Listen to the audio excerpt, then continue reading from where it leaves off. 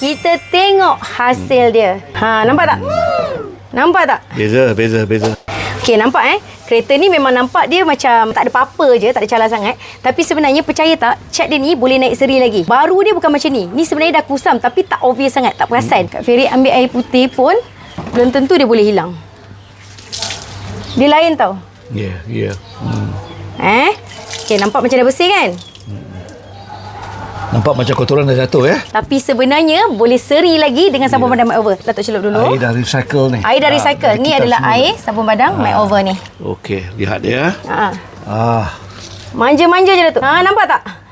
Sebenarnya Datuk tu sekali tolak je, warna dia dah start bersinar dah. Dia mudah je, dia tak perlu menyental. Dia gosok manja-manja saja. Okey Datuk, sekarang kita cuba angkat hasil dia. Kak Ferry jiros ya. Bilas dengan air lagi. Kak Ferry bilas. Kita tengok hasil dia.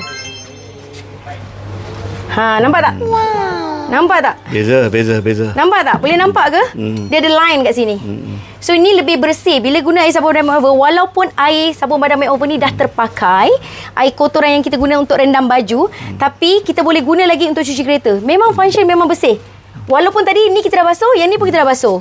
Dua-dua kita dah basuh dah. Kita dah nampak perbezaan dia. Kita dah nampak perbezaan dia. Okay. Saya cuci sekali lah ya. Datuk nak cuci lagi sekali belah sana pula.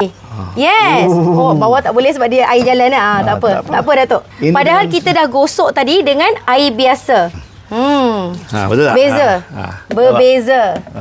Paling penting Datuk, cat kereta tak rosak. Bukan satu kereta Datuk. Bukan 2 kereta, bukan 10 kereta, tapi dah berpuluh-puluh, dah maybe dah beratus-ratus kereta dah yang memberi feedback positif pasal kereta mereka jadi bersih dengan sabun badang makeover.